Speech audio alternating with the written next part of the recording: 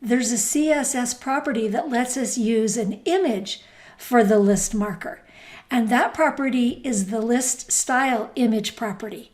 So let's go ahead and test that out on this unordered list that's in the article on the main page. So if we go in our list styles, and to get this one is in an article. So we're going to do article, but this one is the one with ID set to about TSS, underscore TSS. And anytime there's a descendant in that article that is an unordered list, we want to apply this style. And the style is list style image. And that's the property. And now the value for this property, we use a URL. And inside there, we're going to put a path to the actual image that we want to use. Now we follow the same process that we've done it. Right now we're inside the styles folder. So we need to go up one list, right? Up one folder and into the images folder. So to go up one, we do .. and then we want the images folder, and then we want the run icon.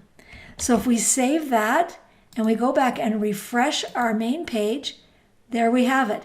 We have an image that works for the list marker on this particular unordered list. There's one more list style property, and that's the list style position property. And this identifies whether the list marker is inside or outside. And here's an image that shows you what the difference is.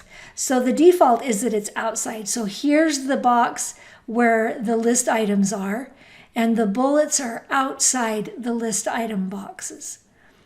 And the other way is if you set it to inside, then the list marker is actually inside those list item boxes. So you can set that either to inside or outside, and the default is outside. You can now, so we've learned about list style type, list style image, and list style position. Well, there's a combined property that is the list style property that lets you combine them. Here you can put the type, the position, and the image all in one. And these ones, it doesn't matter what order they're in, and none of them are required. So all of them are optional. But that's a way to combine them when you want to include all of the properties in one style property.